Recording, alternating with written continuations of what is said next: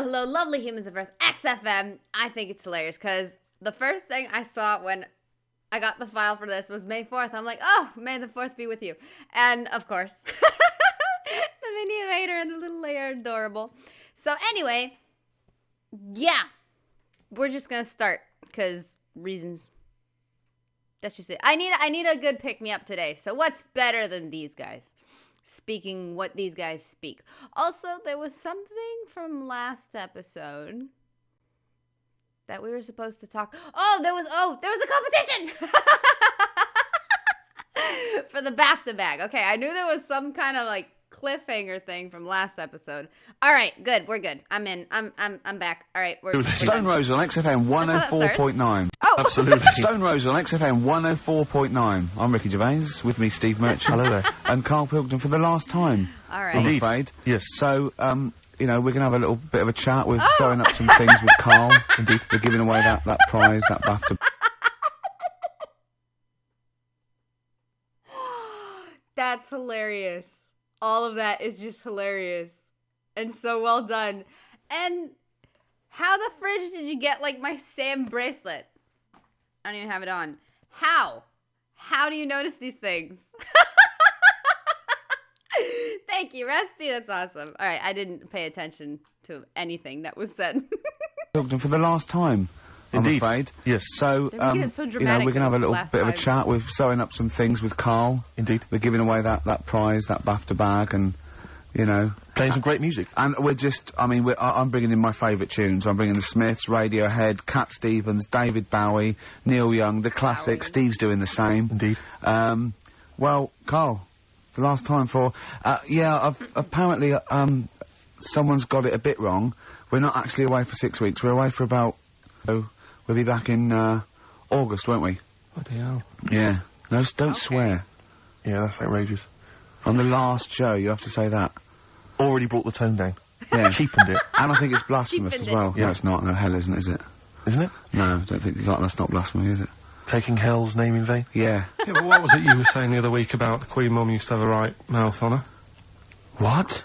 I don't think we said that on air, Carl. What? No, but last week you were saying about bad language, and I was saying, there'll come a time when bad language isn't, doesn't matter anymore. You can F and Jeff and stuff. Oh, I know what he's talking about, Steve. Really? Right, let me explain to you, the listener at home. Thank you. Carl was worried about swearing, and as a joke, off air, it was last week, we were saying that in the 1940s and 50s, the Queen Mum used to say things like, and we were quoting things she'd said, like, but putting F's and C's in there, and you believed us. What, so this whole week you've believed that we somehow had knowledge that the Queen Mum used to swear like a trooper? We were doing That's fake hilarious. quotes from her, in her voice, but putting in F's and C's, and you believed us.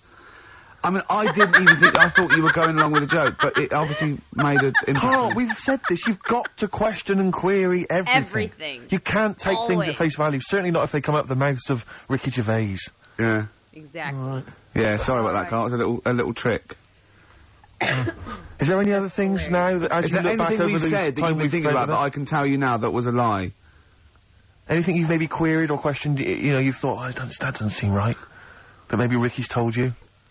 Something might come to me Okay. later on, but... Okay. Well, what about Carl? I mean, we love you. Can we all agree he looks great with hair, and also it makes his face less round? Like, I mean, look at that. Also, obviously looks younger, I guess, but just... it just looks so good. The hair they got for him was just, it was so spot on. We know that. We've got quite... I cannot believe, also, I cannot freaking believe that Suzanne didn't like it. That's crazy. That is crazy, because he was all chuffed with it and everything. Oh, Carl, I mean, we love you, right, obviously, we know that. We've got great affection for you. We look forward to this. I'm going to miss you, really, and I'll tell you what, you've got a heart of gold. Now, wait till you see what the record is, Steve, you'll see what I've done. Is it Heart of Gold? Yeah. Brilliant. Brilliant. Alright, that's why he's a bronze award winner at the Sonys. I don't get up for bronze. I don't get out of bed for bronze. No, that's a waste of our time.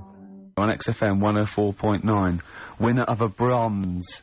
award at the Sony's Radio Awards. The Radio Oscars. Oh, yeah. Just because that reminded me, quick little thing on the last episode, everybody was mad that some of the music was muted and stuff, but it's for copyright issues. I even got copyrighted and I had to mute more.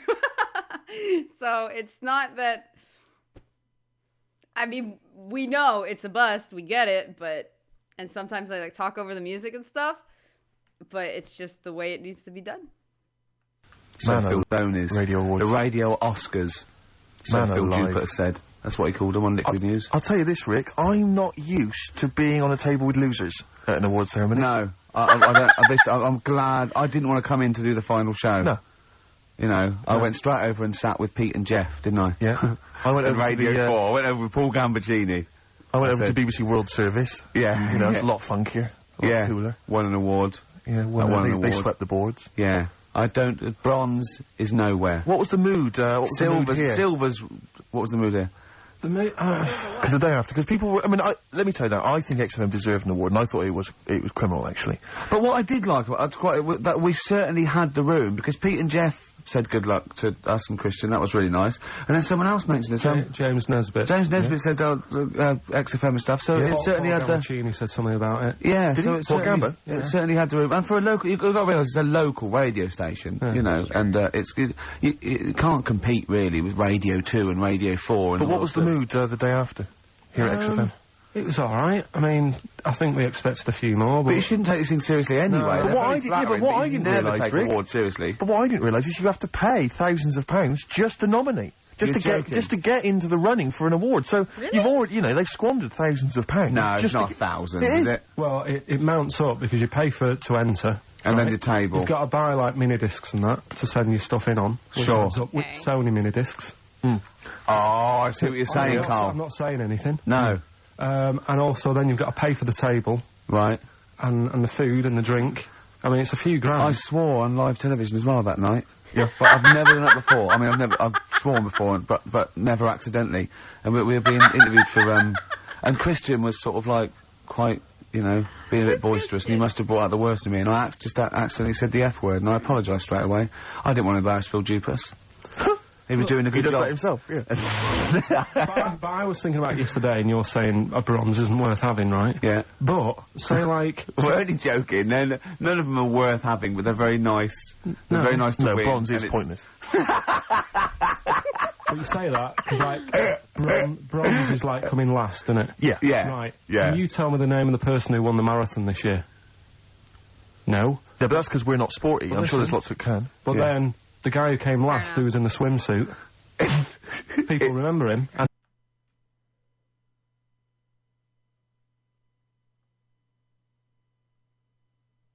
wow, that is dedication. No, I don't remember his name either. No, what's his name? No, but he was 6 days late. I mean, he was really... Yeah, but what's his name then?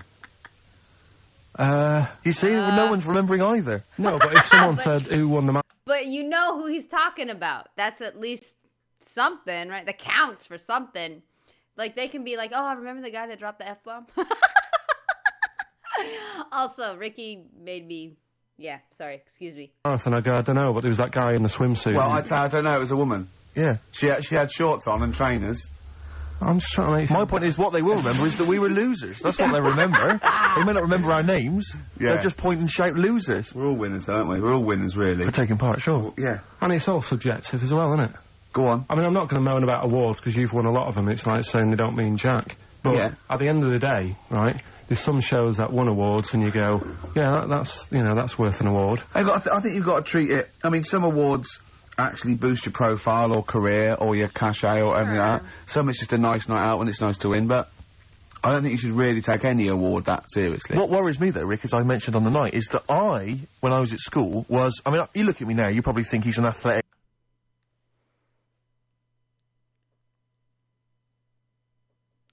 Okay. None of them look like Steve. Steve the teacher? Is he there? Is he there? I honestly don't know. None of them look like him. Didn't he always wear glasses? the only people that are wearing glasses don't look like Steve. That's an interesting picture. Jesus, the hairs of like ladies' hair in that time is just wow. The hairstyles. What is that, like the 80s? Jesus. The kind of guy, he's a sporty dude, you know, but at school, bizarrely, that was not the case. No, what were you, a bit of a lanky beanhole? It turns out. Him? That doesn't look like him. Oh, right, okay. So, but on your eye, actually, that was not the case. No, what were you, a bit of a lanky beanhole? It turns out. You're joking. Yeah. Oh, right, okay. So, but on your eye, got a silver in the high jump. Yeah. And I've done better in the high jump, right? Did no training whatsoever, did no practice, just turned up. You were 2.5 foot taller than every other person in your class. Yeah, but wait a minute. People think that if you're tall, that makes you easier. It makes it easier for you to do the high jump. I have a question, though, because every time I had a school photo, they always put the tall kids in the back, and then I was always either in the middle or up front. I wasn't up front. Like, I was never the tiniest, but for those of you that call me tiny, too. But I was expecting him to be in the back because the guy's like huge. It's interesting that they put him up front. Surely not. If you're tall, that makes you easier. It makes it easier for you to do the high jump. Surely not, because I've got all that leg to get over the pole. That makes it harder for me. Don't talk rubbish. What are you talking about? Well, of course, the taller you are, the more chance you got at the high jump. What? Explain that to me. What? Are you okay then? So, is it harder for a 6-foot man to step over a matchbox or a baby midget? A baby midget? That is tiny, Rick. Hang on.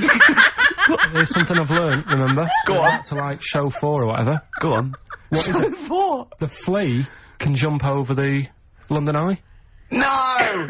No, it can jump the equivalent of, if it was a 6-foot man, it can jump about 6 inches high. A flea cannot jump over the London Eye. Yes, it can.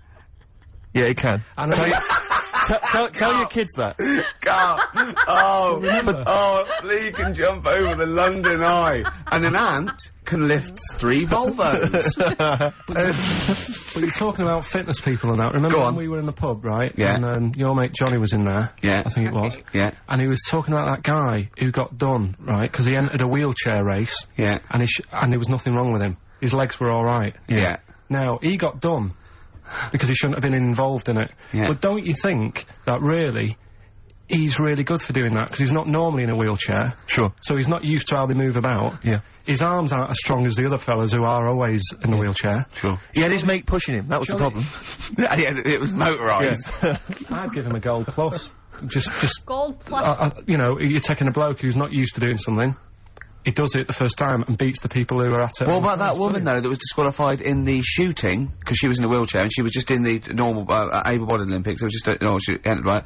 But she wasn't allowed to rest her elbow on the arm of her chair, because that was something disadvantage. She was in a wheelchair, and she's shooting, but she was getting an unfair advantage, and they said, you cannot put your elbow on the arm of your Sneaky, wheelchair. aren't they? No, they are. No, they are. I have heard this several times, and I think this should be a thing. That there's a lot of people that feel that in the Olympics, these are people that have trained their whole lives since they were like 3 years old in whatever sport they go to the Olympics for, right? And they're just like peak humans doing these certain athletic activities, right?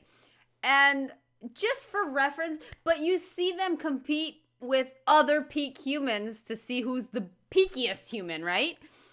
But you don't really realize how amazing some of the things they do are because they can all do them, right?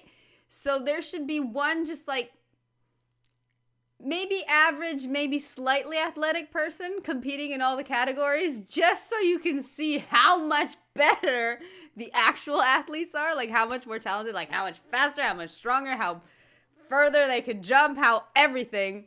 And I think that would be really interesting because, again, I feel like people would appreciate and value their work and just the training and everything they go through a lot more if you can see it compared to just like an average Joe.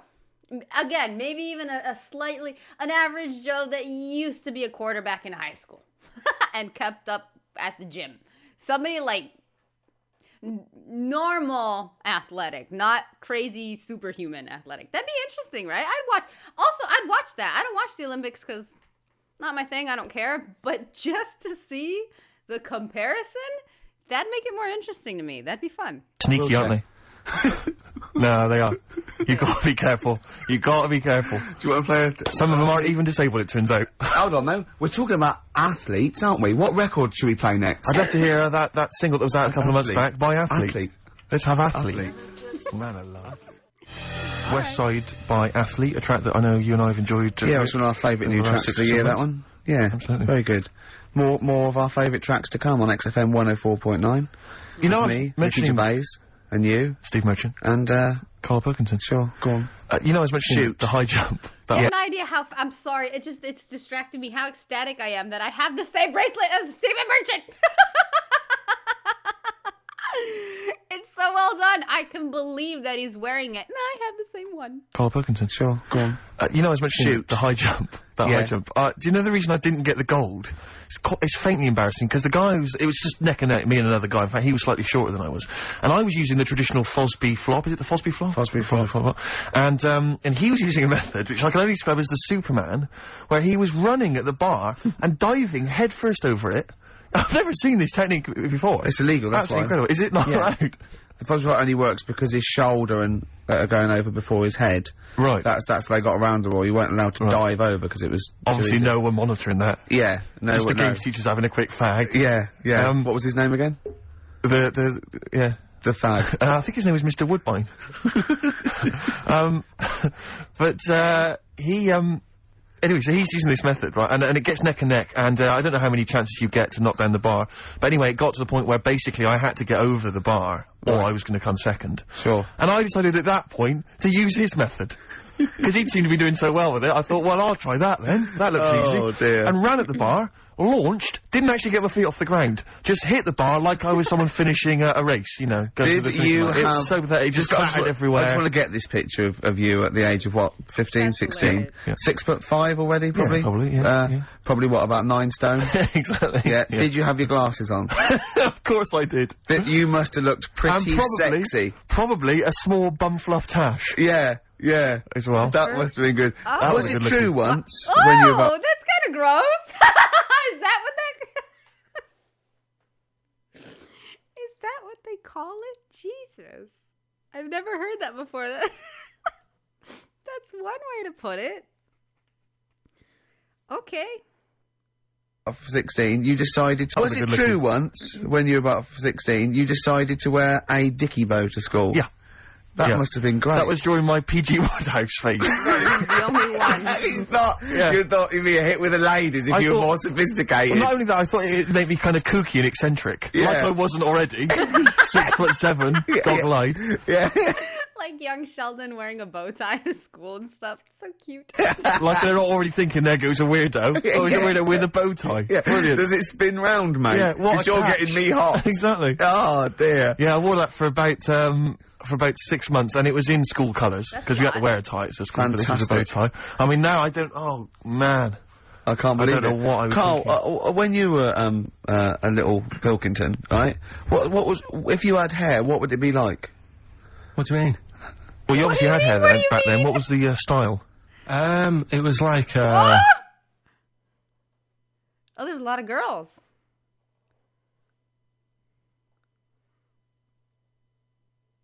Who has the roundest head? I found him! How the hell do I point to him?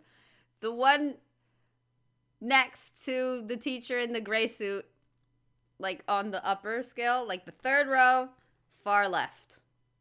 There you go. That's who I believe anyway. Up front, I think it's all girls. Well, there's a couple guys, but there you go. And also, like, if you have to debate who has the roundest head, it's the guy in the middle on the top, isn't it? Like, straight up, I guess it's the hair, but looks like a bowling ball. All right. Yeah, style. It was like, sort of, I had quite sort of, fine, sort of straight hair. Yeah. Awesome. Right. Hairdresser once said to me, "You've got hair of a Chinaman."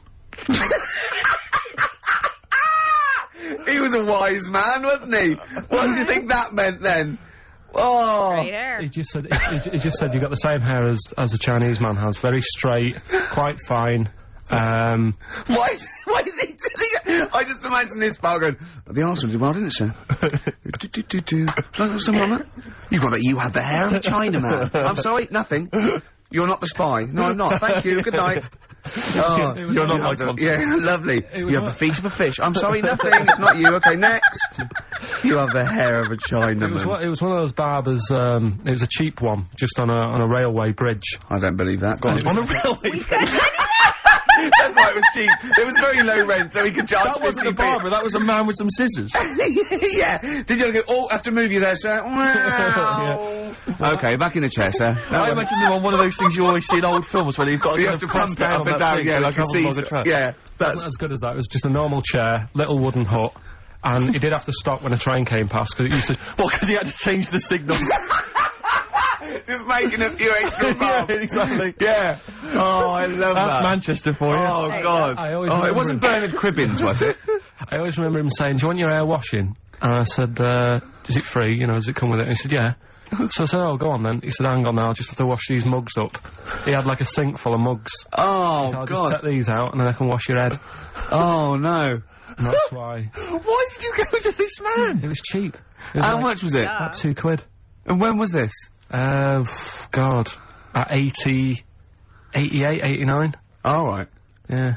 So what happened to your Chinese hair?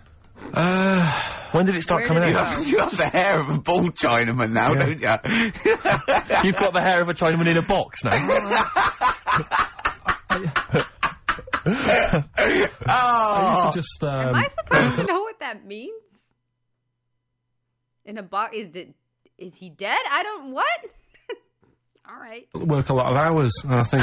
That's what made it fall out. Yeah, of course. No, it's not. It's genetic. You can't stop It's not genetic. Of course it is. Is your dad bald? No, he's got more hair than me now, I think. Is your mum? Kojak's got more hair than you, Carl. Anyway. Don't have a go at Carl's hair. That's a bit harsh. Oh, look at his little face. What did it say before in that book about going bald? It said, it had a little tip, didn't it? We'll go over them later. It says, if you're going thin, doesn't it say, cut your hair short and something like that? So it makes you look thicker. Yeah. Oh, yeah, we got, I have seen so many. There's some cultures, and I have especially seen this in Chinese couples when they have a baby, that they'll shave the baby's head, right? Because the thing is, normally the reasoning behind that is when the hair grows back, it'll grow thicker and stronger, and they'll have like luscious hair for life. But if you've ever seen that, it's freaking hilarious, because when the baby's hair starts growing back, it like doesn't fall into place with gravity. It just kind of just sticks out everywhere, and it constantly looked like they've been either shocked with electricity or there's static around or something, and it just looks so freaking funny, and it stays like that for months. I guess they should have done that with Carl. People are offering Carl lots of. We're coming up to that in a few we'll go through that. So obviously we win that yes, BAFTA please. bag. Shall I remind people what the competition was? Yeah. Yes, please. Last week we were giving away this bag that we got signed by various celebrities at the BAFTAs, and we asked you to email or write in with your suggestions as to what you have that you could swap for the bag, and it has to be something that will enhance Carl's life. We've had quite a lot of suggestions. I'll go through those a bit later, but they're some of them are quite eccentric. Meanwhile, I'm going to play one of my favourite songs off one of my favourite albums. I look forward to hearing it. It's Radiohead, it's the Bends, and this is Black Star. Go for it. Sugar Cubes. Hit. Yeah, on XFM 104.9. Our last show till August. Absolutely. Sorry about that, we'll miss it. We can't avoid it, really. We've got to go away and do some filming. And, they're only going to miss you anyway, Carl. They can do without us now. Zoe Ball's on. Yeah, Zoe Ball. And who else is after her? She's not doing the whole run, is she? Yeah, I think so. Is she doing the whole 3 months, is she? Yeah. Try not to get too comfortable. Alright. Right? Don't let her feet, and don't let Big Boy Slim come in with her, because he mixes up the records, doesn't he? And ruins them. Yeah. Hey, talking of DJing. Go on. You know, I did that storming set the other night for XFM. Yeah, sure, yeah. Go on. This was down at a little club, in case you weren't aware of it. Yeah. Anyway, I went to the Sony's the other night. Yeah. Carl Pilkington sidles up to me, slips me an envelope. Go on. 200 big ones in there. Did he get paid cash for that? Yeah. £200. Taxman won't know about that. Cash in hand. No, the tax won't know, because, I mean, obviously no one who ever works in tax is listening to local radio. Fair enough. Oh. Yeah. Well, so... No, the taxman will know about it. Yeah. Because I'll declare it. I would. Put it, yeah, it's going straight down. I'll do it when I get home. Do it when I get in later on. And don't write off rubbish that you buy anyway, like, you know. No, Yeah. I won't. No. I'll do it all above board officially. Fill it all in correctly. And so I'll send it now, I'll send it tomorrow so that you get it early. So it's not too busy for you, sir. Oh, never mind. Oh, yeah, also, did you see, Liquid News last night? No. What is Liquid News? I don't really watch It's the Liquid thing on, Choice, right, and it's, I think I already said this, but somebody left me a comment when I was all confused about Liquid News. Somebody left me a comment that cracked me the frick up, which just said, "Oh wow, you must have been really shocked when Fox News came about." You glorious bastard! That cracked me up. sort of celebrity news, yeah, and, Julian Clary, was on, and, they were talking about the Sony Awards the night before, which we went to, and they said, something like, a relatively unknown had won the entertainment award that we were up for, and Christian and Chris Moyles and John. Dude, Unknown had won the what? something like a relatively unknown had won the entertainment award that we were up for, and Christian and Chris Moyles and Jonathan Ross said that beating off bigger people. Not he was beating off bigger people. They weren't suggesting he was. Was Julian Clary beating off other again? Yeah. And it said so. The people who didn't win resorted to silliness, and it cut. Right, I don't know where the camera was, it must have been miles away, because it wasn't us. Cut to me making a little hat for you out of a Budweiser box, a little dialect thing, and then forcing it on your head, and you sort of struggling. Do you remember that? I do remember it. Yeah. But They're always watching. They were filming us? They were filming it, yeah. Scary. So, yeah. That's really scary, because some of the things we were doing... Because I was tying scarves around your head, wasn't I? We were touching Carl in an intimate way. We were gaying him up. Gaying him up. To make him feel all uncomfortable and everything. Right. He doesn't like that sort of thing, do you? Can't stand it. We're going to be giving you a cuddle about 5 to 3, seriously. We are going to... On the way out... And I've got roaming hands. Yeah. Do you know them girls who came up from the radio academy and sort of said, "Oh, so you're Carl then?" Right, Yeah. yeah. A couple of fans went up to Carl. Just on the way out, I said to him again, I said, "Look, I'm not gay." Because they were convinced I was. That's because if you remember a couple of weeks ago, we teased Carl that he had to go as Steve's partner to the BAFTAs, and they really meant partners. You know, after the show, when he was walking home, he was going to go buy his suit, I actually said, they will ask you. He went, well, what if they say, and as we walk in, Steve Merchant and his boyfriend Carl, I went, well, they won't say that as you walk in, they might overdub it on the television, so he's going, well, what about my mates in Manchester? And he said, I'm not going. The risk of someone in Manchester thinking that he was going out with you, mind you, it was probably All right, going, wow, if he was going to see where you're going with that. if you were going to be gay, you wouldn't choose Steve, would you? No. Who would you choose if you were gay? If you could go out with any bloke, who would it be? That's a good one. Yeah. That's a good one. He's thought about it before. Go on. No, of course not. No, who would it be? If, you know, if you were gay, what bloke would you go out with? I feel like maybe in this moment, if guys ask other guys that question, the answer is probably, like, the most common answer would be George Clooney. And then I feel like now, maybe a few years ago, maybe not now, but now, or well, recently, if guys ask guys that question, the answer, I don't know why, I don't know where I'm getting my information. I'm just pulling it out of thin air. But it just seems to me like now it'd be Ryan Reynolds. For some reason. Especially because he's Deadpool. But that's just how I see that. God. Probably, Jonathan Ross is alright. You gay! You fancy Jonathan Ross, you Bender! Oh, Bender! Rossi! Oh, you've got his number, haven't you? We should get contact. I love you, Jonathan, you! Oh, hello. Jonathan, I love your film show. You're so funny and handsome and well... Rock and Roll with Me, David Bowie, off Diamond Dogs. Another one of my favourite tracks. Cracking. Great track, isn't it? Well, it's time for Carl's Room 101. Yes! Carl was too shy to obviously ever do this for real, but we thought that end the run of this with things that Carl hates. Yeah, we know the thing he likes. We know that. So, Carl. Okay. We should just point out that we've been inspired by the TV show Room 101. We didn't come up with this ourselves. Yeah, we did. This is Room 102. Yeah, we'll be Paul Merton, and you be Carl Pilkington. Right. Is there you face can on chance the to door? banish to Room 101 all the... the number, you got the crown, you got well, obviously Carl's face, but like on the metallic thing, I guess like part of the lock or something. Is that a face? It kind of looks like a Carl face too, with like a cowboy hat and a scarf. Am I tripping? Those things that you dislike, they're never to be seen again. Will you please welcome Carl Pilkington? All right. Who? How are you doing? All right, Carl. So, what's your first? What does this represent? And imagine me putting something on a table next to you. Go on. Right.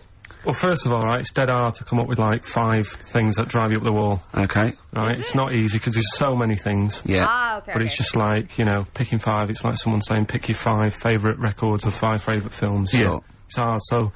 You know in Desert Island Discs where you always get the complete works of Shakespeare in the Bible? Yeah. I think you should include Ricky Gervais. I think you should always be there already in Room 101. They don't have to nominate you. You always go in.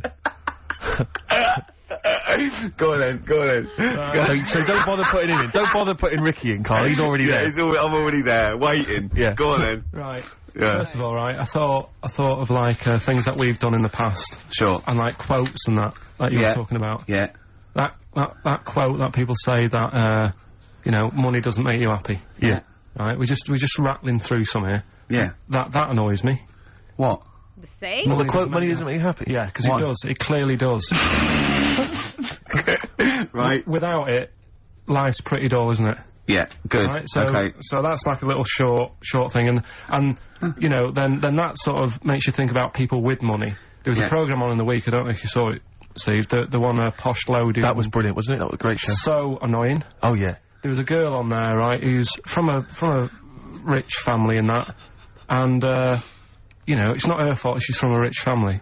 No. It's like how posh people annoy people. That doesn't annoy me, because the way I sound is because of where I'm brought up and that. Yeah. And at the end of the day, if you sound posh, you sound posh. It's, you know, it doesn't change you as a person or whatever. Yeah. But this girl, right, did you see it, Steve? I did. You didn't see it, did you, Ricky, right? This girl goes shopping, she buys like 4 t-shirts and a crappy little handbag, spends about 1,300 quid, and she's just wasting it going, you know, the woman's saying, oh, you'll love these, you know, they're really in fashion. She said, oh, whatever, I'll probably only wear them once anyway.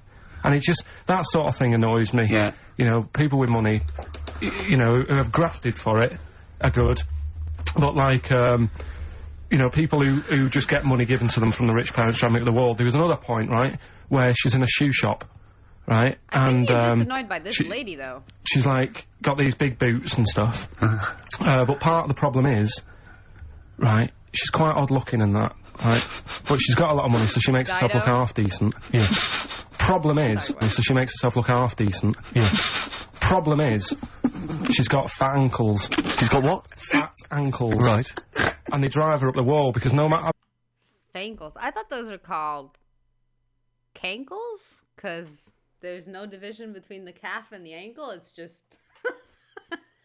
But sure, fankles works too. I personally think cankles, just, it rolls off the tongue a little bit easier, but sure. Fat ankles. Right. And they drive her up the wall, because no matter... I mean, it's one of them things, isn't it? It's almost like God has gone, yeah, you can have all the toffees and stuff you want. You can have, like, your nice T-shirts. But at the end of the day, love, you're stuck with these ankles. And you can see these... I love the idea of God saying, right, you can have all the toffees you want. Yeah.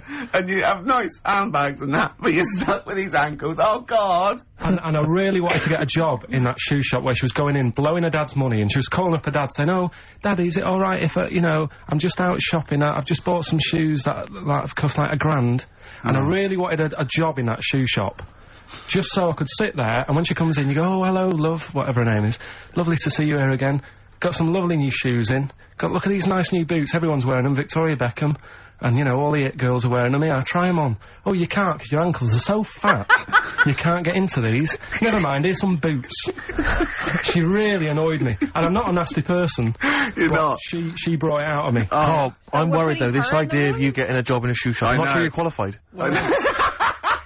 I like all that's way round it. That some people go, oh, I'd like her to lose all her money or something. He'd like to actually bother go through. And, you know, I thought he was gonna say, oh, I'm sorry, love, you can't shop here because I hate you, you know, whatever. Like, just say no. Or credit card declined or something, but nope. He went a very different Getting the route. job in the shop. Yeah. And then just waiting there. You'd be too busy mucking around outside like, on some kind of trolley stuck in a little lake. Yeah. But interestingly, in that show, I was watching that show, and at one point, you mentioned that her fat heels or her fat ankles. Yeah. She said, I'd like to have various changes to my body. I know, plastic surgery. I'd like to do this to my face and da-da-da-da. And her mum's there, and her mum's going, no, don't be so. That's how. No, you're my daughter. You're beautiful. Da-da-da-da. No, you shouldn't. I'm not going to let you have those. Da-da-da. She went, I'd love to have an operation on my fat ankles. Her mum went, yeah, I do agree with that.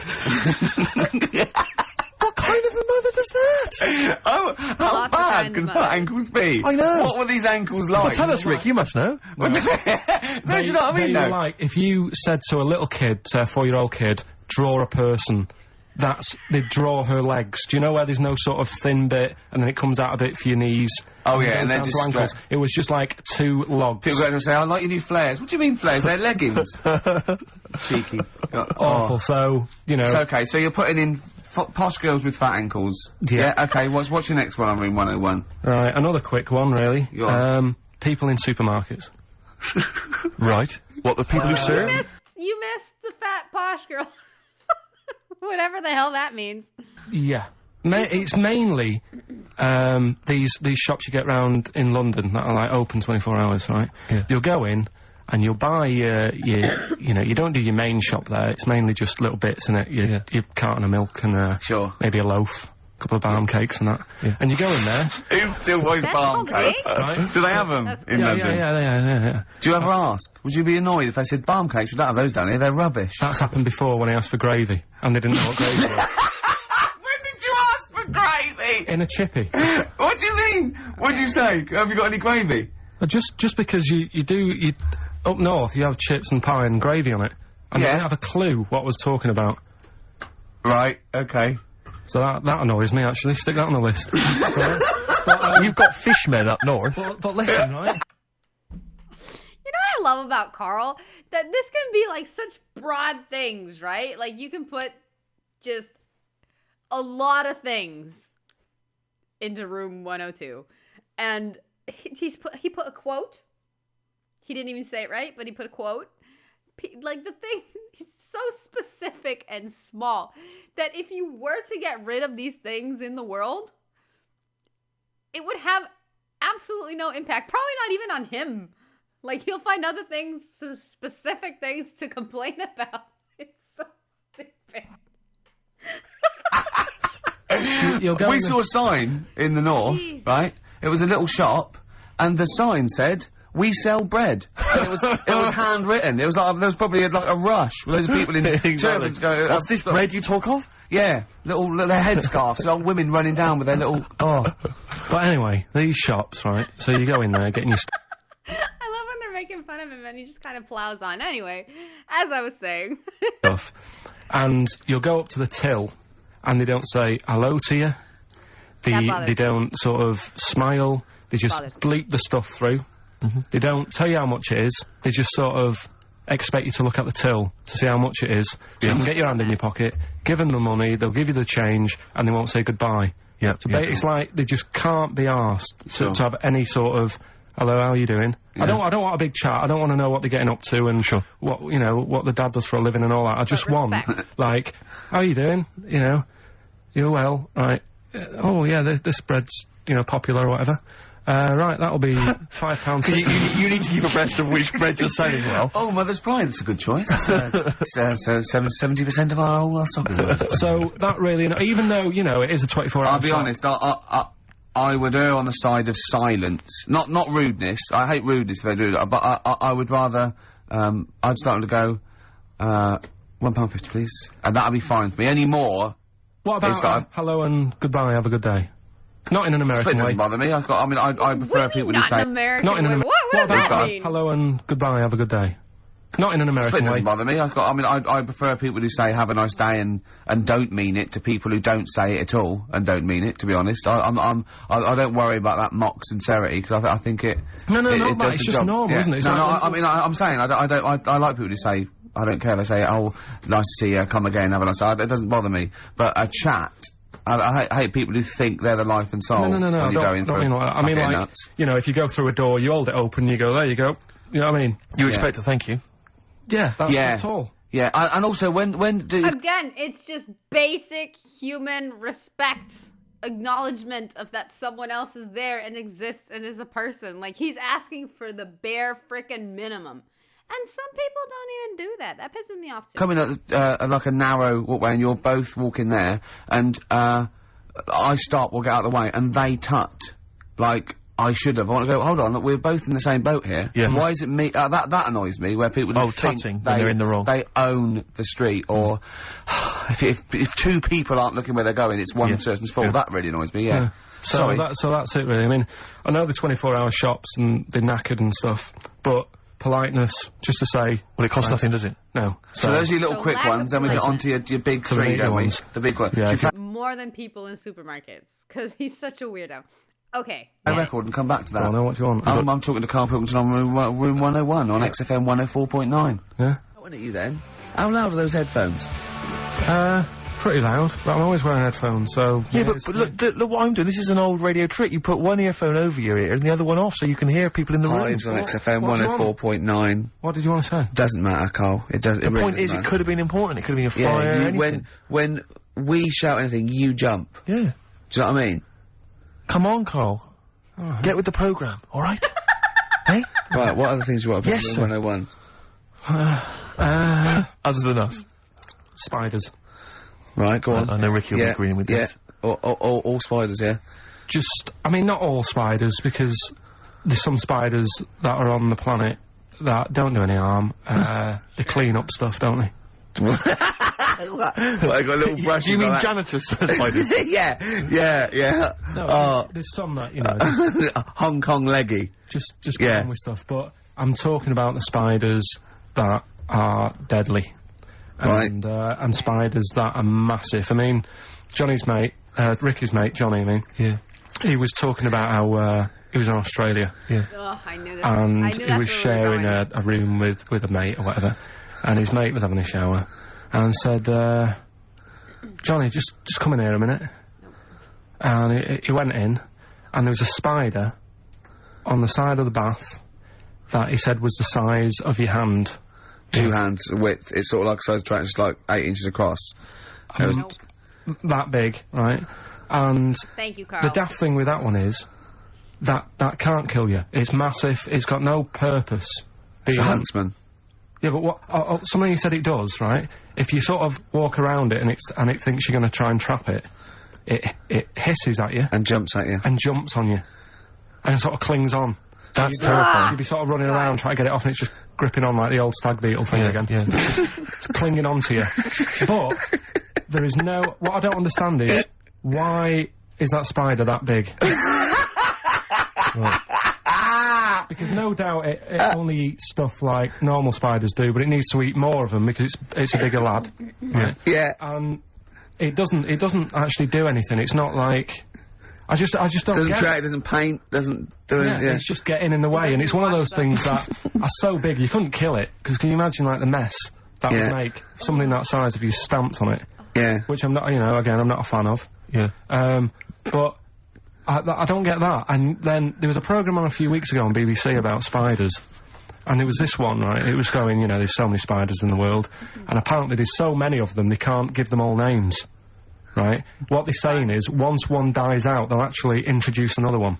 Because there's so many different breeds of them that it's impossible to sort of make a book and list them all.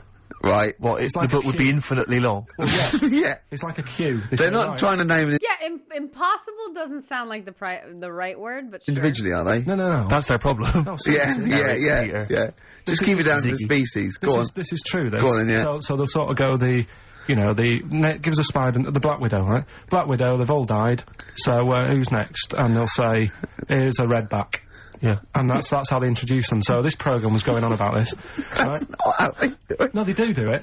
Okay, your point Okay, being. all right. Right, so anyway, there's this little one, right, in Australia, and it shows you some kids being dead happy and playing around in the sun, loving it, you know, all healthy and that, and, you know, love being in the sun. They're playing around the pool, and, you know, there's a couple of them there playing swing ball and that, dead happy, not a care in the world. And, like, the one of them goes, I'll go swimming, because I've been playing swing ball for an hour, got a bit of a sweat. Sure. The hell, swing ball, tetherball? That's the only thing I can imagine that would be similar. I used to love that game. I used to be good at that game. Go for a little breaststroke or whatever, and they get in the pool, and they can't wait to have a swim about, and then it pans to the bottom of the pool. Yeah. And there's this little spider just sat there dead still, right? Sat at the bottom of the pool holding its breath. Holding its breath! Okay. That one's cute, actually. Cheeks going God, up I hate red, that one. eyes That one's bulging. cute. Oh, 8 pairs of goggles on. One goes by with a snorkel. What do you thought of this? 4 pairs of flippers. Yeah. Oh. He's sat there in the deep end, right? And then it pans back to the kids having a good time, chucking a ball to each other. Yeah. I can see what's going to happen here. And it pans back. It's not going to join in the game, is it? No. And what happens is, the kid starts bouncing up and down on the floor. Sure. Goes and sticks the kid goes and puts a foot on the spider. Strong spider. Bites the kid, and apparently, if you're not seen to, you can be dead in 15 minutes. Sorry, why did the spider sit at the bottom of the pool? That's what it likes to do. Animals don't do things they like to do. Animals do things for a reason. That's like one of the stupidest things I've ever heard Ricky Gervais say. Of course animals do what they like to do. They don't do anything else. Just what their instincts tell them to do, and then what they like to do. Like cats like to lay in the sun, so they lay in the sun. They like to play, so they play. Dogs like to play fetch, so they'll bring you a ball and ask you to play fetch. I mean, I've even seen like iguanas and just people that have random pets, birds and stuff. I've seen just so many people that have pets will have, there's millions of videos online of just pets liking to do things. So they'll do them. But sure, Ricky, you do you. Animals do things for a reason. Waiting for a kid to come along. So Liking, oh, snap, how do you say that?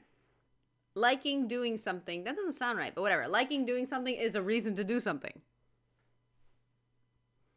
I'm pretty sure each one of us that is here watching this right now we're doing it because we like to do it, dude.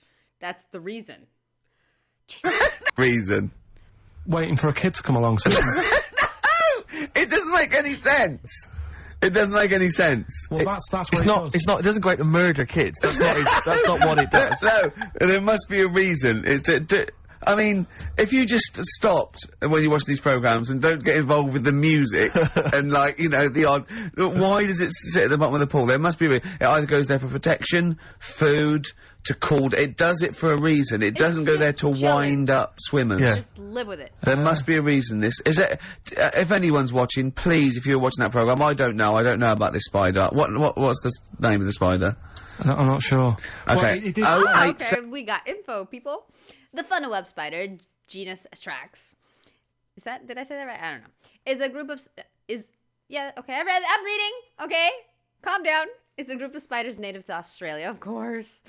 Known for their potent venom and aggressive behavior. Oh, they're aggressive on top of it. Isn't that just frickin' lovely? The male funnel web spiders are often more aggressive than females and are known to wander in search of a mate, sometimes entering homes or swimming pools. Maybe homie was just chilling, waiting for a mate at the bottom of the pool. Why not? Why not? Jesus. 700, 800, 1, 2, 3, Is it the 4. Duncan Goodhue? Is it full? I mean, I don't know, maybe it does go into other things like ponds and that, and maybe it does the same for ducks if a duck stands on it. But why? Duck stands on it! That took him a while. Duck stands on it. But why? Duck stands on it! Why?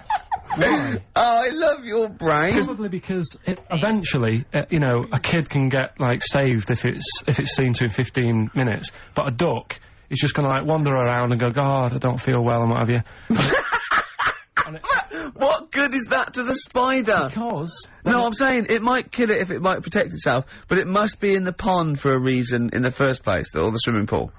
It must be down there for a reason. It must have another agenda, evolutionary it likes fish. wise. It can't just do it. Could it be in training for the Olympics? Unless it is just cooling. Like those, because on one of the other programmes that's a bit mental, Oh yeah, that one, yeah. The one with the lizards. Did I tell you Well, that? let's not get into lizards. This could take... Okay, no, go on quickly. No, this is a good one. Just It was a programme, BBC programme again, on how insects and animals help each other out. Yeah. Right? They were saying how, you know, you might think they're an insect, but they think like humans do. Yeah. And they all help each other out. Right? And there was this lizard that is running about in the desert, right? And it's going, God, it's roasting. And what it does, it makes a little hole in the sand, and it goes under the ground and it cools down, right? Yeah. And then you see one of the locals, I think it was in Egypt or something, and the Egypt bloke comes walking along. Egypt bloke. And, Is he walking like an Egypt bloke? Walk like an Egypt bloke. and what he does, right, he's looking out for these holes in the ground. Sure. I love And he how sticks you his know hand some- in. Yeah. And Why does he want the lizard? he makes shoes and stuff out of it. Okay. Right? And you see him Cobblers. walking around, he's got about 12 of these things in a basket on his back, and they're Yeah. all looking really fed up. Oh, yeah. And it's dead hot, and they can't be bothered trying to Oh, escape, nice. and they look really fed up. And this bloke's laughing, you know, he's collecting loads. I love how he watches this, like, because they sort of editorialise it and make it into, like, some Exactly. sort of, like, evil play. Yeah. No. But then it was saying how this deadly scorpion that man is scared of is mates with the lizard.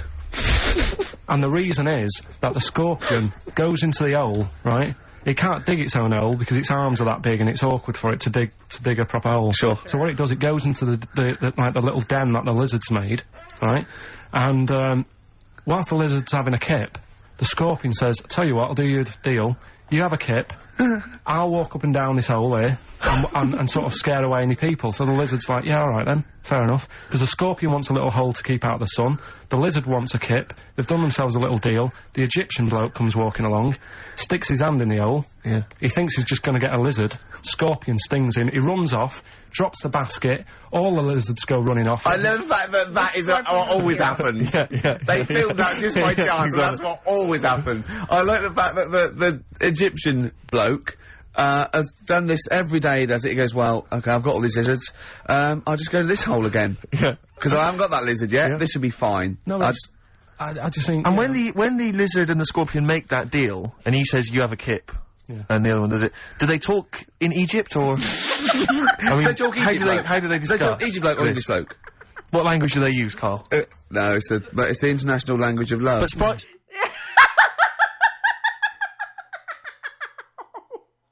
The international language of love is such a dumbass. I was gonna say that there's this video. It's so freaking cute. I've seen it so many times with so many different captions, and probably my favorite caption is "I know a drug deal when I see one," and it's a turtle swimming in like a dirty swamp kind of pond thing, and there's an alligator there, and he goes just close enough to like. It's basically a high five with the alligator, or they swap cash or drugs, something. There's some kind of transaction there, and they just kind of go like that, and the turtle swims off in a different direction. Cute, okay? Cute. Spiders is what you're putting in Room 101. Spiders. Let's go back to that. Spiders. So spiders So that. basically, spiders that have got the poison to kill a man. Because Rick, I know, because Okay. but Rick, I know what you're... about the ones that are just too big for their own good? Those I are don't understand that either. But Rick, you're scared of all spiders, aren't you? Or Yeah. even the little tiny ones you I find don't in the like dark? any spiders. Yeah. Is your husband afraid of them as well? Or? Oh dear. Fine here. What are we playing here? Oh, this is Cat Stevens. Silent Sunlight. It's beautiful off Catch Bullet 4 at its peak in the 70s. Silent sunlight. Oh, Cat. That removing music with AI is quite interesting. While you can still hear him talking and stuff. That's quite effective. I'm impressed. Stevens, Silent Sunlight. Yep. Carl just had a funny phone call, didn't you? From someone who's telling you all about the little brown, it's called, is it? Little brown, yeah. That's the Yeah. name of the spider that sits in the bottom of the pool. He said it doesn't hold its breath. It's got an air bubble. I didn't think it did hold its breath, to be honest. And then, as you know, Steve was opening a letter we got, and it's a football song, and it's They Don't Like It Up 'Em by the Leatherhead Gimpers. But it's the fact we keep getting sent homemade singles. Wow, that's good, isn't it? Oh, there's another one there. They're both football anthems, though. We don't. Well, do we show any interest in football? Are we? Well, yeah, the World Cup we do, don't we? You're right, Rick. Yeah. Yeah. I've got a bet on as well. Have you? Chelsea to win 2-1. What today? Yeah. And I've got Chelsea to win 2-1, but Henri to score first. And that's something like 30 to 1 or something. Best luck. Yeah. Best luck. Cheers. All right. Brilliant. Right, so spiders. That's the first one we went on, isn't it? So you rude agree with people in supermarkets. Rude people in supermarkets. Spiders that are either have got enough poison to kill a man or are unnecessarily big. Yeah. Yeah, go on then. Right, good. Going well. Right. Next one. Yeah. Stars in Their Eyes. Blimey, it's a popular show. You might alienate a lot of people. Stand it. Okay. Just, I think, if you've got a talent, right, there's loads of shows now that you can go on and make a killing. Yeah. Like Pop Idol. Yeah. What was the other one? Pop Stars. Yeah. That sort of thing. So, people who will go on Stars in Their Eyes, they want to sort of be famous. Yeah. They want to be a singer. What I don't understand is why go on that show where you do all the hard work, got to do all the graft, Yeah. and yet, even if they win it, you never see him again. The guy who won last year, Christa Berg. Ian Moore. Ian Moore. Before last. Brought us now with his own stuff. Yeah, but, alright. How did it I sell? bet that sold well. Exactly. Don't get it. What I like is when someone doing Edith Piaf like wins a heat, and Matthew goes, "Well, I don't think you'll be going back to the cleaning job, will you?" Yeah, yes you will. Monday. Almost certainly. Monday. She'll be back there Monday. Just, yeah. and just the way, you know, in like the final last week where the guy who was Elvis won, and they're I all thought he in would there. though. I thought he was very good. No, he was good, but will we see him again? Do you know what I mean? What is his job? I I just don't kind know. of zoned out for a second because like he got me thinking. When American Idol became a thing, after Pop Idol, I learned. There's only two. Like that show went on for a bajillion seasons, right? Like too long, as most things do. And there's only two people I can think of that kind of had quite a career after that. One's Kelly Clarkson because she was the first one, and now she has like a show or whatever. And the only other guy I can think of that I used to watch them too because, well, there was nothing to watch when those were on, so I used to watch them. And Adam Lambert is the only other guy that kind of sort of had a career. I have no idea where he is now. Like, he had a moment, I guess, of fame, but I can't really think of any others at all. So, I don't know. Just like they're all the same type of shows to me. Like he specifically chose this one, but I feel like they all kind of suck. Fame-wise, right? But okay. He'll be carrying on doing that. There's going to be no change to his life whatsoever. He's very good at what he does, but he's wasting his time on Stars in Their Eyes.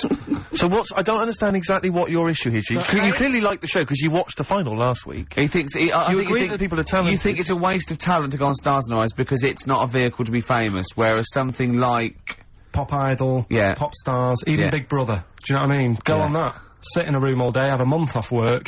because they're all big stars now, aren't they? No, but what I'm saying is, it's less work to sit in the Big Brother house.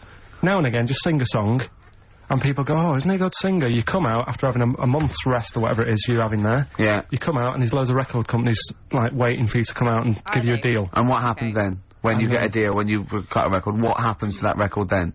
Then it's either sells or it doesn't. And actually, what happened to it? It didn't sell. No, none of them did. But what I'm saying is, that is a lot easier to do than all the graft that you have to do on Stars in Their Eyes and the pressure. What would you rather do? Buy Craig's Christmas record Yeah. or Ian Moore's classics?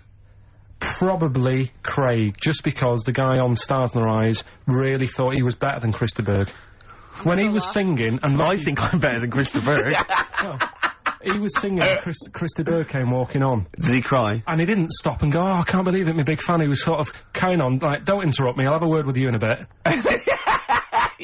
You think you should show the man he's actually making a little bit of living off? Yeah. Emulating. A bit of respect. A bit more respect. And the most annoying thing... I imagine them arguing, resting each other's floor, saying, "I'm Christa Berg. No, I'm Christa Berg." Like two ventriloquist dummies, just having a fight in the dressing room afterwards. But the most annoying thing of all with Stars in Their Eyes, people who go on and do people like, say like, I think last year, someone went on and did Lamal Now, if you want to... the whole idea with Stars in the Rise, you get work off the back of that show by, like, companies, don't you, say, who will we book? Yeah. You could get the real Lamal for about 30 quid. So why have an imitator? Well, it seems to me, though, Carl, the problem is that show's been running so long that all the big names have already been done, so it's going to end up having to be, isn't it, Lamal or some old kind of 50s singer you've never heard of? Isn't that the problem? I remember when... I mean, it's just Eddie Reader was on there. There was you've had Eddie Reader. But it's just a karaoke contest. It's just... I think you're assuming that everyone on there wants to get, a recording contract. They do, Steve. Right. Okay. In that bit at the back where they say, and the votes are coming in, let's have a look at the tension now that's going on. And they sat there and they really think they are Elvis. And they are Luther Vandross. Sat there, and, like, if they were all sat there having Woke up this morning, looked at your picture just to get me started. Phil. If they were all sat there, sort of thinking, oh, God, this is a bit of a laugh, innit? But they're not. You can see that they all really want it. And it's like... So what I'm saying is, who are you putting in Room 101? Are you putting in the people who are just there to have a bit of fun? Everyone involved in that show. Including Kelly? Yeah. He's a talented guy. You don't care? No, he's going in as well. He's in there first, and then everyone else, everyone who enters it, the people who go and sit in the audience, everything. But what did you do Saturday night? You left the show, you watch it every week. It was just on when I was getting ready to go out, and there's nothing else on at that time. Sure. And it was the final on Saturday night as well. Yeah, you got to watch the final, the live final. The final. I get Well, it. who would you do if you went on the show? Moby. I'd probably do... Ooh. It's not that you look like them, though, is it? No, It's who you sound like. because they wouldn't let me on as Tracy Chapman. I was furious. That's annoying. Because I sound just like her, but they said... No. Bowie. You do Bowie? Yeah. Can I hear your impression? No. Well, come on. No, because you just said if you could go on and what have you. I'm saying that. Well, it's got to be someone you can do. I mean, obviously I'd go on as Will Smith because I can do the rapping. Yeah. I can't do it. I'm not a good singer. We're just I've gonna accept never that really that's been into true. We're just yeah. We're not gonna call him out on it or ask him to do something. No, we're just okay. singing. I've never done a live singer. I've never really been into singing. I've never done a live singing thing before. I saw Haven't you you? sing. No. what Not was even it? If there was a talent show, if there was a talent show What on, did you do? I did Walk Like an Egyptian by the Bangles and I mimed, dressed up as a woman. How old were you? It was when I was still going to school, so it was like Well, I hope so. 12. And what... Sorry, what was the...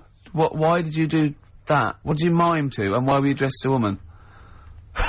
Where's the logic in this, is what I'm saying, Carl? What sort of act was this? I think I was meant to get hold of some, like, Egyptian outfit. Couldn't. So I looked in my mum's wardrobe, and I had a dress. Dress in a fez, carrying some lizards, that'd do it, wouldn't it? I had some boots and a wig on.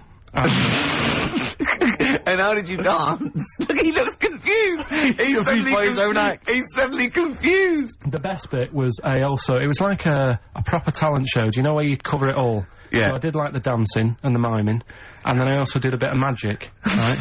Where I had like a cloth, right? And I had it over my hand like that, and the crowd were like, oh God, what's he gonna do?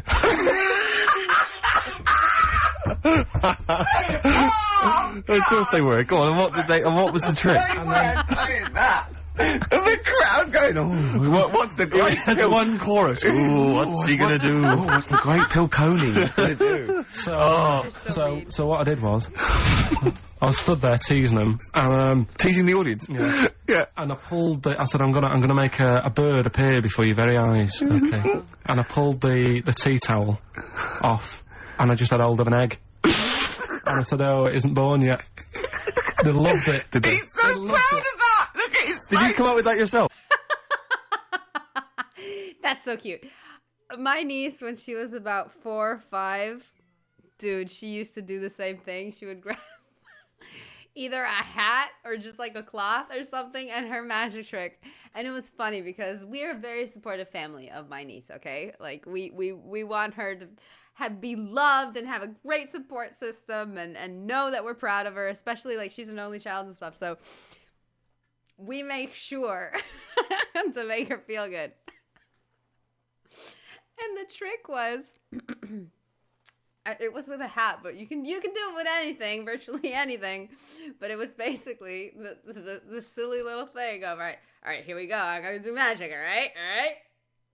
Ah!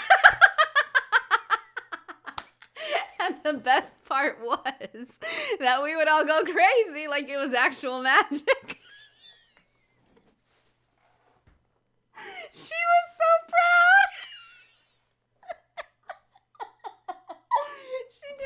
bunch of times. And we were acting all surprised and stuff, but we were cracking up. Oh man, I love her. We love her. Good stuff. I thought that's what Carl was gonna say, but the egg is brilliant. He's so proud of that! He should be. Did you come up with that yourself? Yeah. Did you have any help at all? No. So you did what like an Egyptian and dressed as a woman, then you did the egg trick. And then I was also playing like a janitor. Because when the next person was An Egyptian singing, janitor? I'd come on and all the electric went off. And I came on going, oh, God, has anyone got 50p for the meter? Oh, you're quite a little showman, weren't you? And then, like, you know, the Did you win? chucked us some money. Yeah. And, Are you sure you weren't actually employed as the janitor?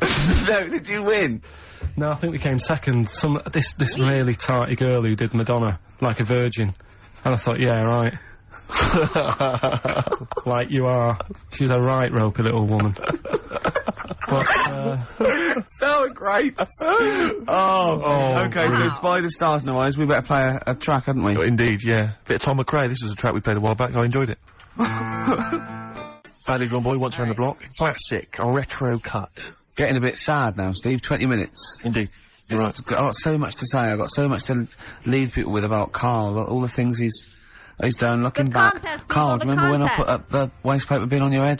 Classic. classic time, yeah. Yeah, do you remember that? What did I do to you today? Well, you tried to bring the same memories flooding back to me by putting the same grotty bin on my head. But the annoying thing was, last time I did it, it was quite a new bin. Yeah. Did it today, it's rank, all sorts of stuff on What it. else did I do when I saw you go around the corner down there? Go on. I went to get the paperwork and that you need to produce the show. Yeah.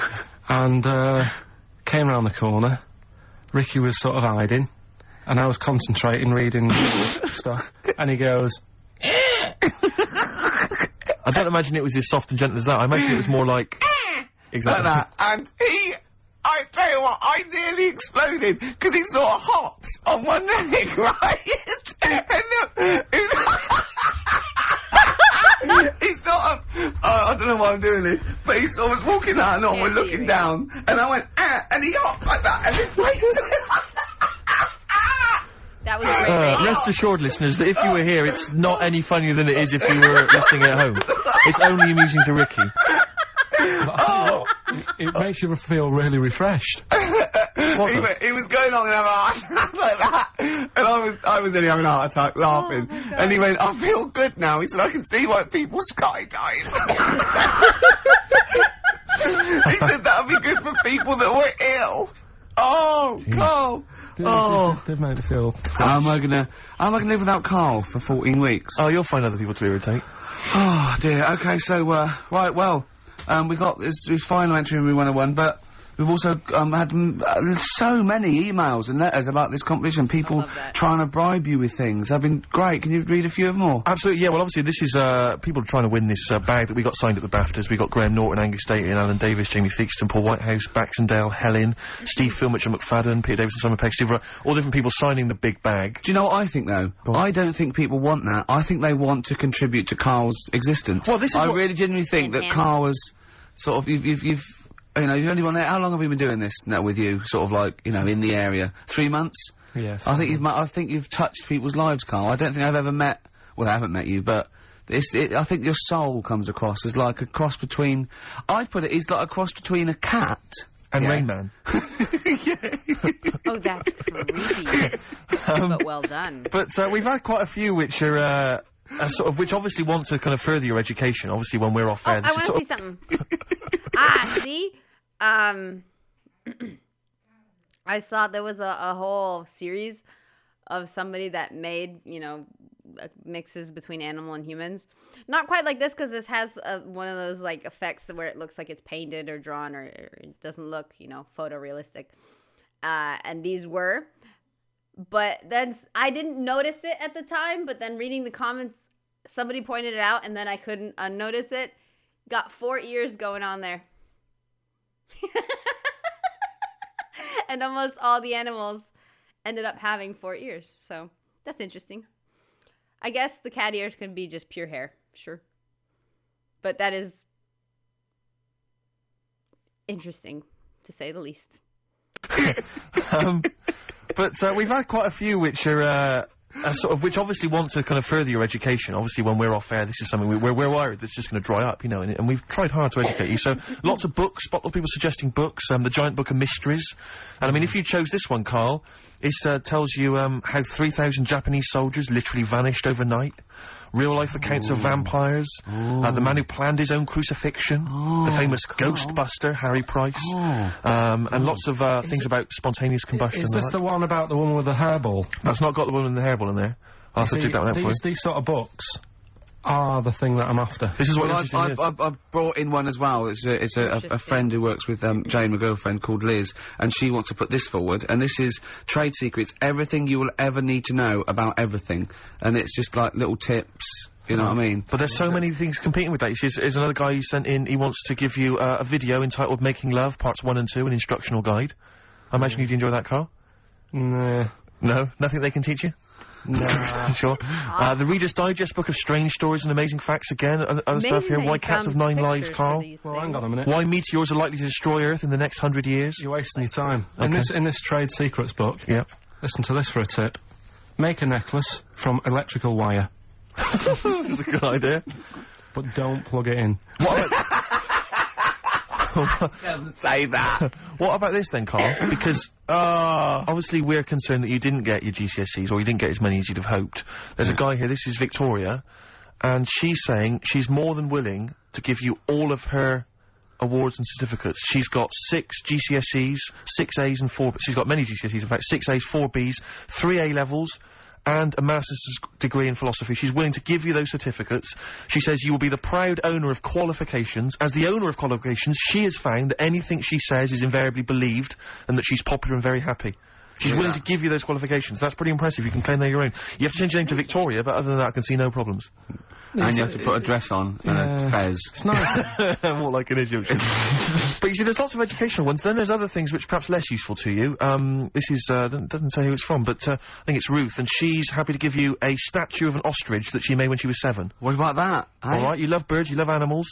Yeah, apparently statue. The legs fell off under the weight of the body, so now it's just a legless ostrich. But even so, Yeah. Even so. I've only got a small flat. Sure. Another woman here. She. This is I doubt if it's ostrich size. Yeah, it's just clogging up space, though, isn't it? This is Lauren. She's willing to give you some of her handmade blue tack animals. She makes animals out of blue tack. She can give you an elephant, a seahorse, a tortoise, a pig, a butterfly, fish, snail, even a stegosaurus, or anything you choose. See, I've got my art set on... You've got the books. You're excited by the this books. book. What about this, though? This is a Lego alarm... Emmett! Nobody, absolutely freaking nobody, tried giving him a toupee or a wig of any kind. No. I can't believe that. Clock with a little Lego man who's got a variety of hats. It says here including biker's helmet and cap. 2, I think, of the village people. I don't know, Carl, if again people are picking certain things up. A clear stiletto mobile phone holder with pink fur on it, flashes pink and green. I think people know that you are not listening. In this book, listen, right? In this book, little tips and stuff. So one here about if your dog keeps nicking a remote control. Sure. The way to get it off it, ring the doorbell. Right, so you got to get off your chair, go and ring the doorbell, so the dog goes, what's that? And it drops the remote control, goes running to the door, you run back and pick it up. I love the idea of Carl doing that. What's that? And then the doorbell goes, and Carl drops it and goes, and it's the dog pressing the doorbell, and it sits back down, and Carl going, oh no, not again. I mean, I really do want... Can't I just have this? You excited by that, are you? It's brilliant. What about this one, though, that you mentioned? This is, a book which has got all those, urban legends and stories that you've read on the internet, and it tells you whether they're real or not. This has got the one in there. I know you're very excited about the one with the woman who stuck her head in the microwave. Yeah. Eh? Alright. It's not... Alright, so basically, she's saying here that whenever Ricky says, oh, it's not true, you can dispute that with your book. Yeah. What do you think then, Carl? Do you want to have a think about all these gifts? And There's then so much come back? stuff, isn't there? Should we play a record and then come back? I think Have you you found want something the you book. like in there? You're so undecided, Carl. I really like this book. Go on, and what is He's it? What not else you found? undecided. He said he wanted the book like 5 times, and you guys are trying to convince him otherwise. And the guy wants the book. All right, we're good. What tip? God, there's loads of stuff in here. Yeah. Let's just pick one at random. don't be too tidy. Leave some areas for helpful garden animals to hide in. So when you're cleaning your garden and that, you know, it might look a bit of a mess, but think about the animals that are walking about at night in the dark and stuff. Yeah. Just little things you don't think about. Yeah, because they're pointless. Yeah. Okay, then we'll just play a record. Oh, there's so many to decide on. Yeah. Alright, what we're playing, Steve? This is something from a little compilation that came free with a magazine called Comes With a Smile. It's a good little magazine. And this is by Matt Pond, PA. It's called Night's End. I suppose there's a little bit of New Country, which we don't play often, but there's some nice tracks floating about, and that's Matt Pond, PA, Night's Well, End. I'm getting very sad now. 10 minutes to go, and so much to cram in. Now, thing is, Carl's fallen in love with that book, but I feel a bit bad letting a friend sort of win when all these lovely people, these regular listeners, so I don't think you can have that. But I'll tell you what, I'll borrow that, or I'll buy it for you. So you can have that anyway. What have you That's found safe, in you're going home with that. Yeah, avoid washing up That's by safe. boiling the bag food. See, I can tell you what. By boiling... Safe, you're going home with that. Avoid washing up by boiling the bag food.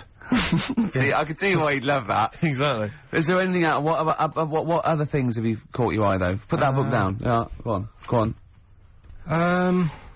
Well, One of our regular listeners who actually wants the bag and wants to be part of your life. Come on. Well, Richard emailed in, right? And he's got a book, which is similar to the one I like there. Yeah. Which has got, like, 180 stories in it. I mean, most of them are, like, true, I think. Do you know I was telling you that story about the woman who put her head in the oven to dry her hair? Yeah. Because she liked the way... And she boiled her brain. Yeah, she stuck it in the microwave. Avoid washing your hair by boiling the brain bags. So she put her head in the microwave Yeah. and boiled her brains. And boiled the brains. Sure. She thought she'd get the same result as she did from the oven, but it all went wrong and that. And What do you mean? She used to dry hair in the oven? Yeah. And she just, like, went Do modern? you not remember? Apparently, it's like Duh. what punks used to do. You get a different sort of heat off an oven than you do off a hairdryer, right? Sure. So she thought, well, I'll do it in half the time, use a microwave. Sure. She was busy, I she don't was late. understand how you can get your head in a microwave. It only works when the door closes. Yeah, but you You jam the already little thing, explained don't you? jammed Well, the don't say key. that. Don't say that. Don't tell. I don't think it's possible, but don't. Of course it is. Yeah, well, But anyway, don't but do that. he remembers that story and said, I've got a book full of stuff like that. And he sort of sums up a little story that's in the book about this girl who, she had long hair, right? And she used to always mess around with it. And she's sucking on it. Do you know, like how girls do with the long hair? They sort of mess around with it. Yeah. And she's sucking on it all the time. And she was doing this from the age of, what the like, hell? 10. And then, I don't know, she's probably about 30-odd. And she's doing this all the time. Guessing. And she goes, oh, God, my belly's hurting today, mum. And she goes, oh, what's wrong with you? I said, I don't know. You're 30. So, so she goes to the doctors, and the doctors do an X-ray, and nothing's coming up. And it's like, I don't know what's wrong with you. You know, you're just being a bit moany about nothing. She's like, no, honestly. She's a very intolerant doctor.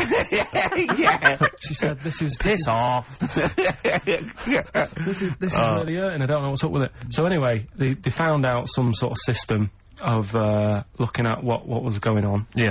And apparently, X-rays. no, it wasn't X-ray because X-ray didn't show it up. Okay. It was something else. So it doesn't come up on X-rays. anyway, it's only gone and turned into, like, she's been sucking her hair for so many years Sure. that little bits had come off. Sure. She's got a giant air ball in her belly. Wow. Right? Yeah. Which was like huge, the size of a rat or something like that, right? The size of a... It's so interesting what he chose. The size of a rat. No. Well, the funny Like thing very is, Alex when they Horn. eventually got it out, Yeah. the mum was like, you know, like, oh God, it was terrible. And she actually said it looked like a dead rat. Oh. Right. And it was in her belly, and that's like what was causing all the pain. Sure. And apparently, your belly acids don't kill hairs because it's so fine it can't handle it. Yes. Right. So you reckon can they go for don't that book, are digest you? them. the one I want, Who's the yeah. winner then? Who's the winner of the lovely BAFTA What's his bag? name there? Richard Scholar, is it, or something? Yeah, Richard, Scular or Scowler Yeah. or something. So he's the winner. So check it out. You're going to Yay. get that book coming to you. I'll borrow this book for you. I need an email within like 5 working days to sort of... So what's your email? It's carl.pilkington@xfm.co.uk. Okay, lovely. I want an email from this guy, and I won't be sending the bag out until I receive the goods. Okay. Right, Oh, he made well, it. we've only got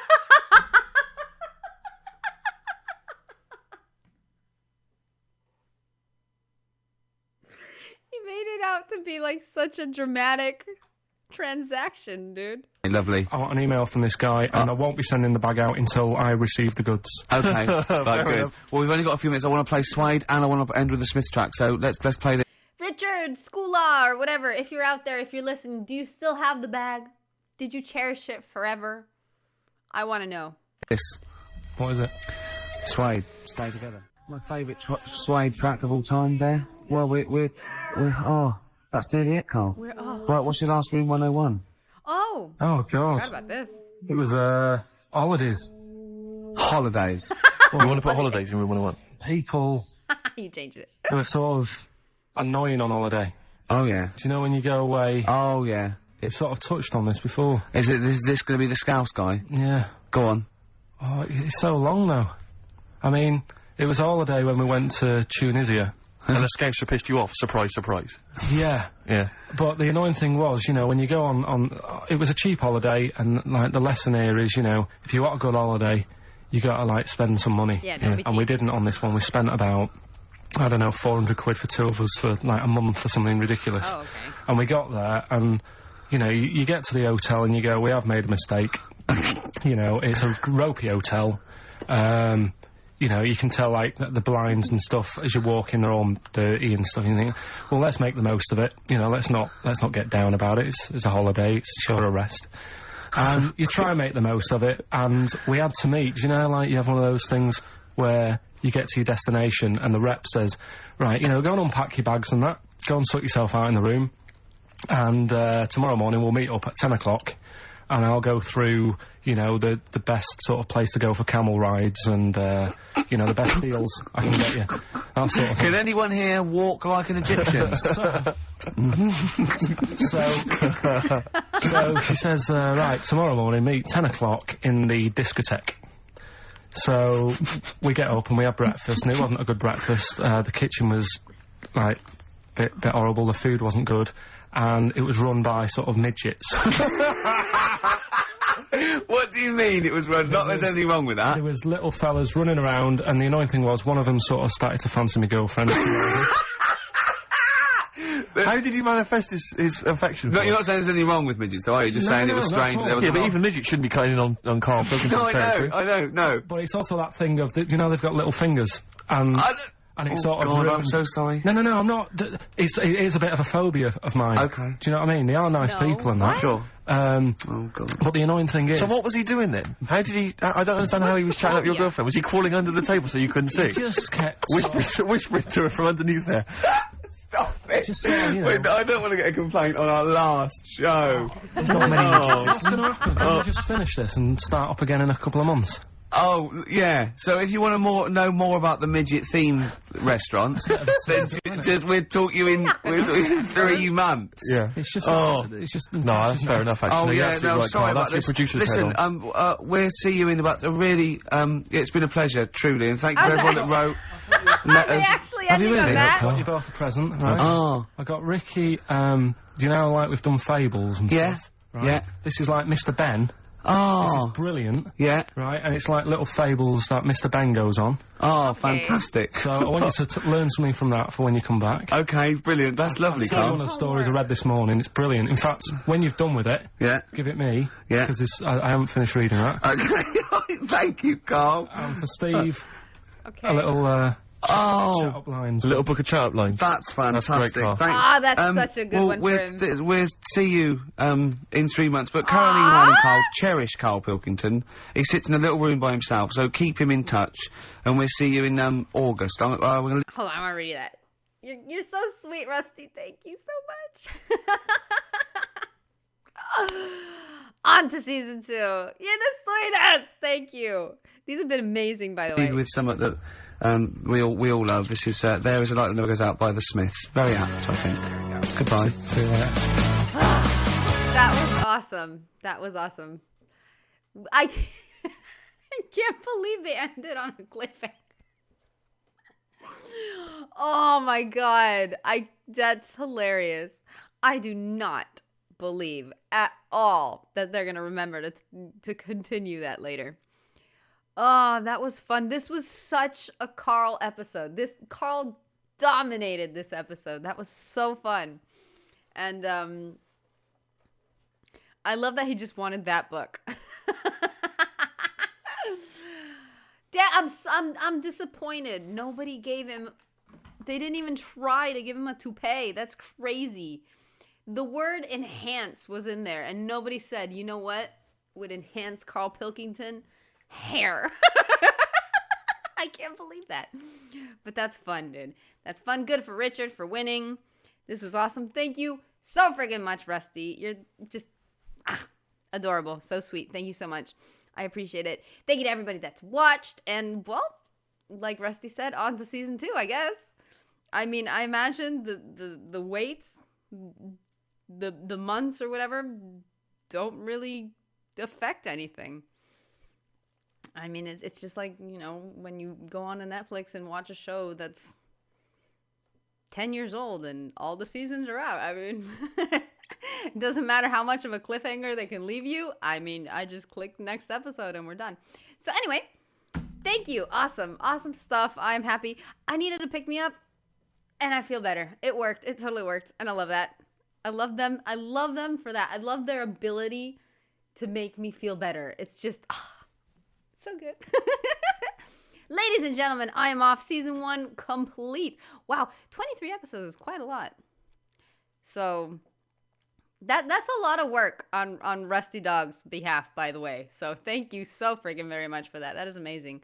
And I feel like, speaking of using the word enhanced, I feel like you've really enhanced this experience, especially for me. So I am very grateful. Ladies and gentlemen, I am off. Thank you guys. I love you guys. You guys are amazing. I'll see ya very soon. Toodles.